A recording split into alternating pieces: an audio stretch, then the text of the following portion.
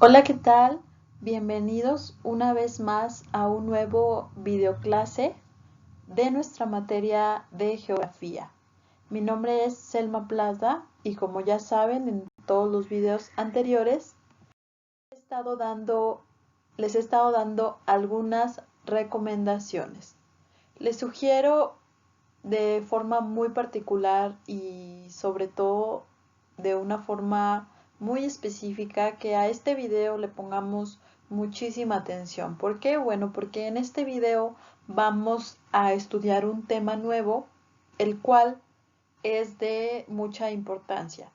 De la misma forma, los videos anteriores nos han estado dando las bases para comprender el tema del día de hoy. Entonces, de la misma forma, este tema va a ser útil, va a ser importante para comprender los temas que estaremos desarrollando a lo largo de la semana. Entonces, les sugiero que lo vean con detenimiento, son solo entre 20 y 25 minutos máximo. Relativamente es un tiempo muy corto, entonces sí les sugiero que lo vean con mucha atención. Sin más preámbulos, sin más comentarios, vamos a comenzar. El tema que vamos a estar trabajando se denomina fuerzas internas de la Tierra. Específicamente vamos a hablar de la tectónica de placas, diastrofismo, el vulcanismo y la sismicidad. Por lo tanto, el bloque 3, que como les dije en el video anterior, es el que estamos trabajando en esta semana. Estaremos trabajando el bloque 3 y el bloque 4. El bloque 3 abarca algunos conceptos de tectonismo y gradación, así como la derivación de los continentes. Y bueno, dijimos que anteriormente estuvimos hablando de la composición de la corteza terrestre, de la composición de la Tierra, sus capas, de qué están compuestas, cuáles son sus dimensiones.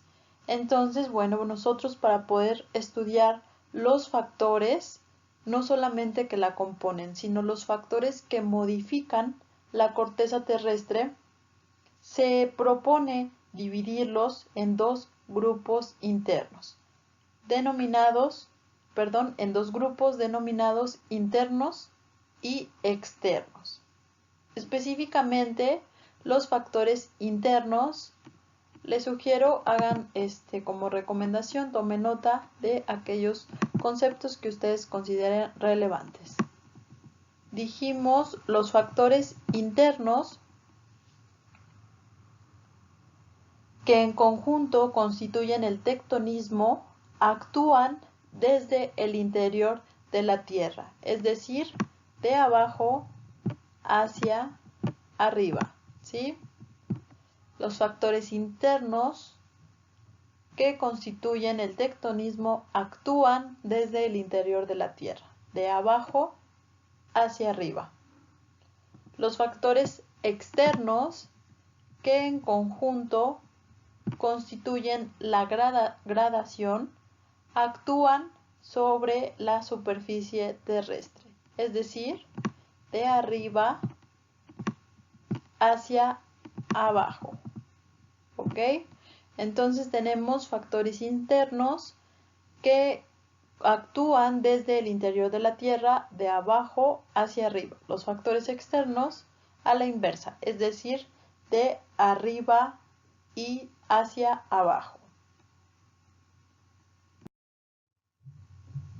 Anteriormente se creía que los factores internos no provienen del núcleo ni del manto interior, sino más bien del manto superior y de la corteza terrestre.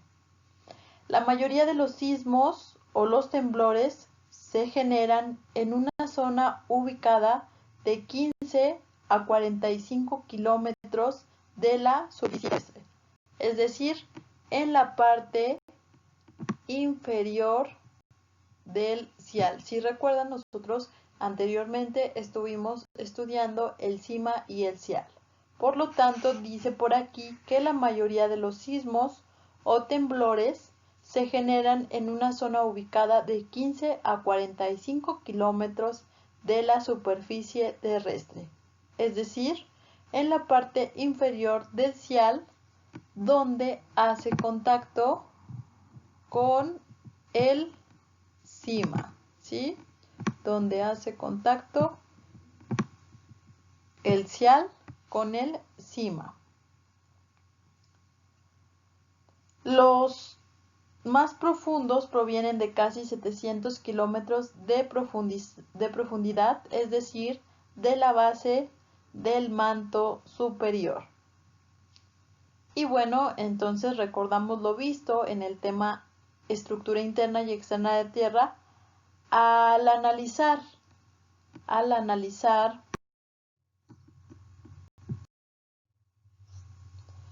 en el año de 1912, el astrónomo y meteorólogo alemán Albert Wiener sostuvo en la hipótesis que formuló acerca de la derivación de los continentes que originalmente las tierras emergidas formaban un bloque compacto llamado Pangea. Seguramente ustedes en algún momento escucharon esta definición, Pangea. Les sugiero que la tomen en cuenta porque, bueno, va a ser un concepto que vamos a estar estudiando a lo largo de todo nuestro curso.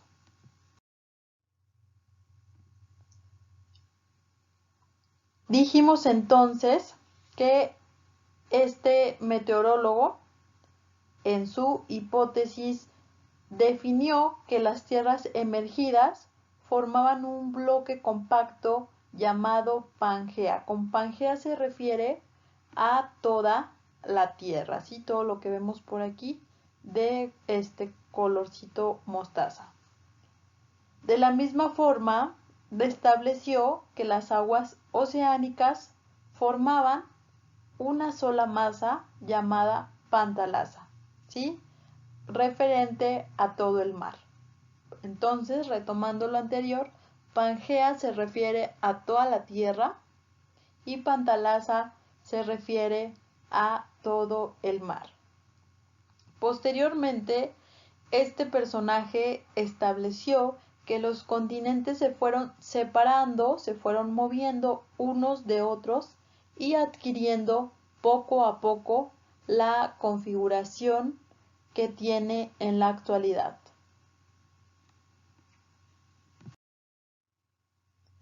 De acuerdo con la hipótesis de Wegener, los continentes e islas, formados sobre todo de rocas granitas o graníticas, flotan sobre las rocas basálticas más pesadas del cima, como lo podemos ver en esta imagen. La rotación terrestre, aunada a otros factores, provoca su lento desplazamiento. Y bueno, esta imagen, como ustedes pueden observar, nos ilustra la hipótesis en la cual se establece que los continentes e islas flotan sobre las rocas basálticas del cima. Posteriormente, y con otra serie de análisis, se hicieron nuevas afirmaciones, nuevos estudios.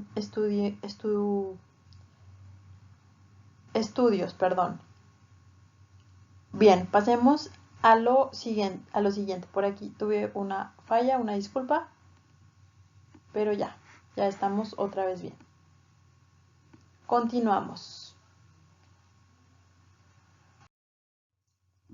Por lo tanto, como pueden ver en esta imagen que les presento ahora, las placas tectónicas más extensas son las siguientes. Tenemos norteamericana, les sugiero que las vayan localizando en el mapa. tenemos la placa norteamericana, placa sudamericana, placa euroasiática, placa africana, placa indo-australiana, placa antártica,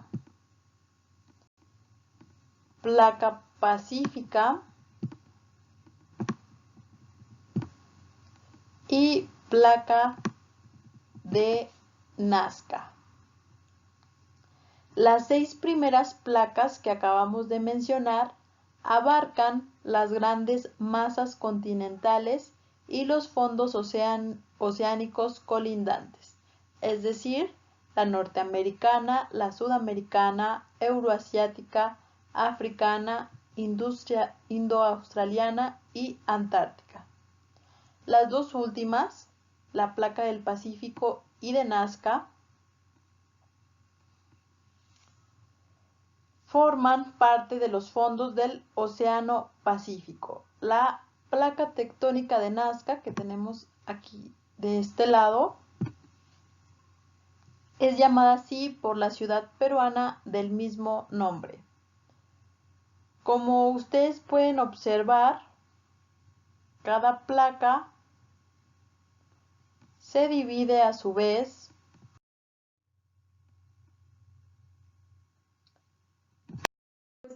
Después tenemos la placa arábica ubicada en la península del mismo nombre, en el suroeste de Asia. Número 5. Y finalmente la placa de Filipinas con el número 6 que se encuentra de este lado,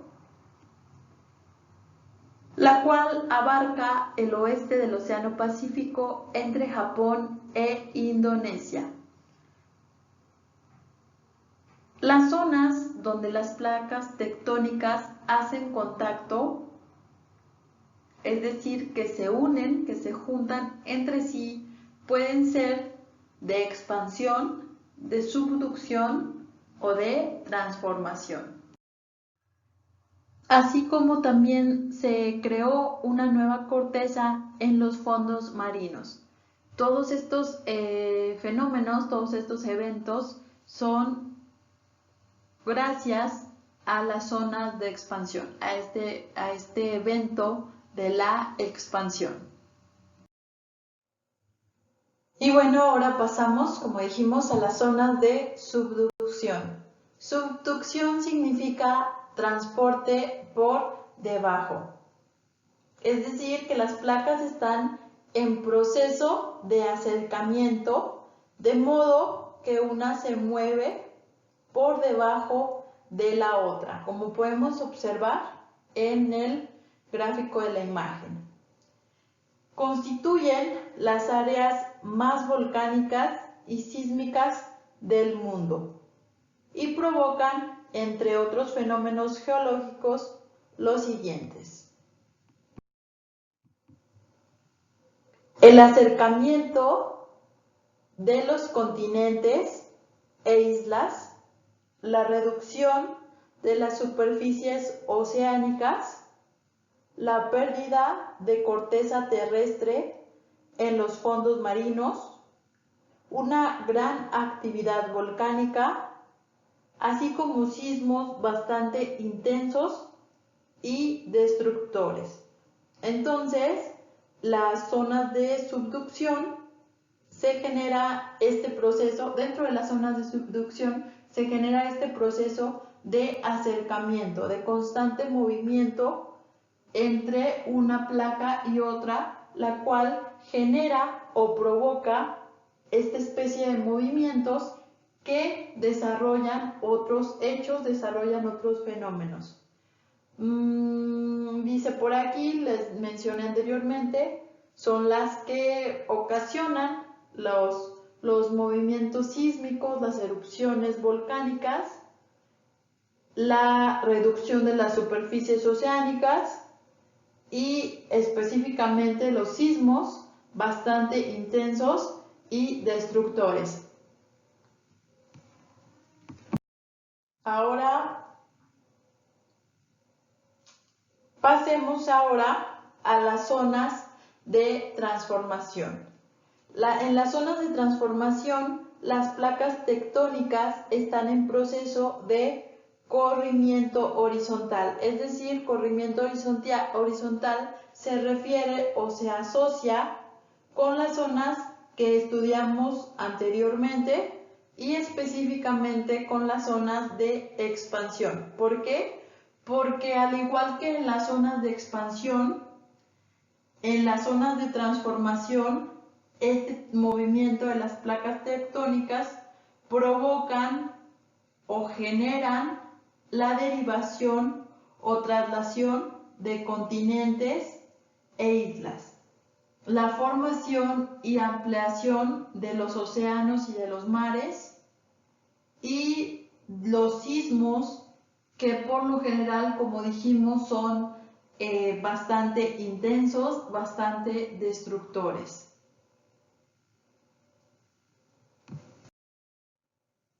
Ahora pasemos al último tema que vamos a estar desarrollando, que vamos a estar estudiando el día de hoy, titulado el diastrofismo y sus efectos. Antes que nada, es importante definir qué es diastrofismo. Diastrofismo se refiere al conjunto de movimientos horizontales y verticales de la corteza terrestre. En la mayoría de los casos se trata de movimientos lentos y casi o prácticamente imperceptibles, como el alzamiento y hundimiento de las costas y la emersión o desaparición de islas a lo largo de las eras geológicas.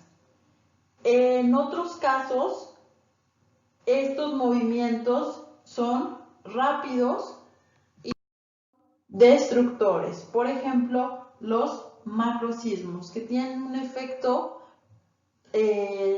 terrible sobre los otros como seres humanos, como seres vivos, porque causa daños prácticamente irreparables o que requieren de mucho tiempo para poder solucionarse. Seguramente recuerdan ustedes ese sismo, el más reciente en septiembre en la Ciudad de México, donde de la nada surgió este movimiento. Y es que básicamente en eso se definen o con eso se podría referir. Los movimientos sísmicos son completamente inesperados, completamente impredecibles. A pesar de que hay tecnologías que te dan ciertas señales, alertas, el movimiento es rápido, el movimiento es devastador y completamente destructor en el peor de los casos. Y bueno, de acuerdo con sus efectos, los movimientos diastróficos de los cuales estamos hablando se dividen en dos tipos, en dos clases. Primeramente tenemos los movimientos epirogénicos.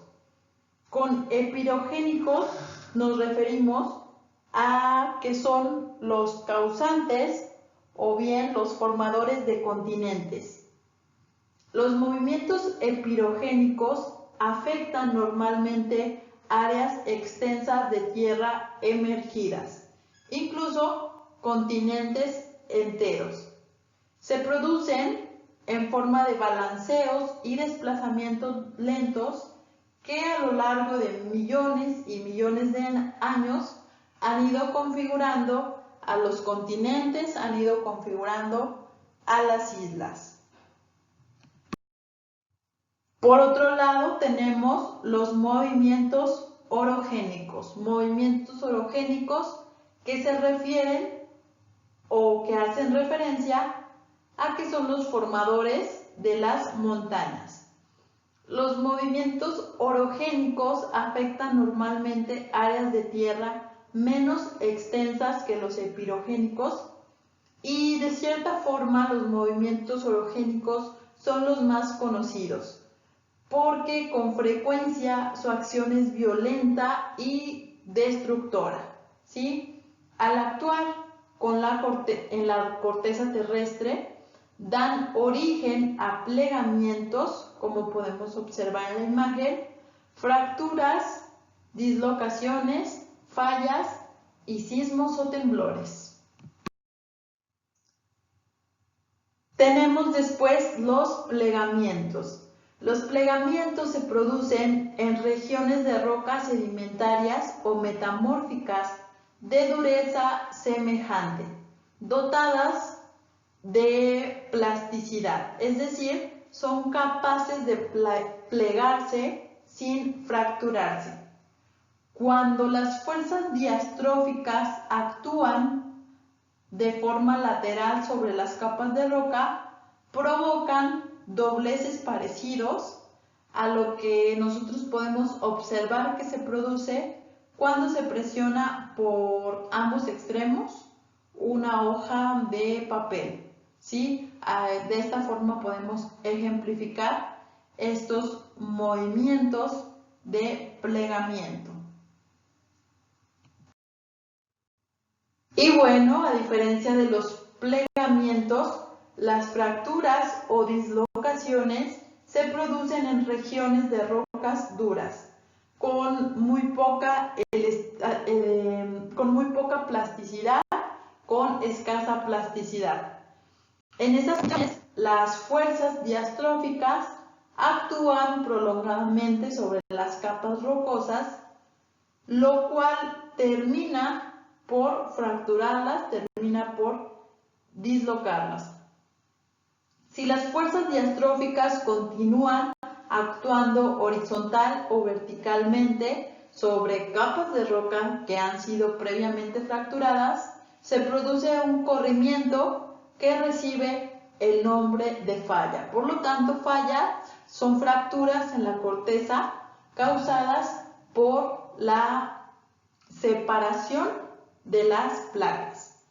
Si esta es vertical, un estrato rocoso se eleva sobre el otro, ¿sí? Y aparece como una elevación o como una depresión. Y bueno, con esto terminamos el video clase del día de hoy. El video que vamos a ver el día de mañana será complemento de lo que estuvimos repasando en el tema de hoy. Les agradezco mucho la atención prestada al video y espero que les sea de mucha utilidad la información. Muchas gracias.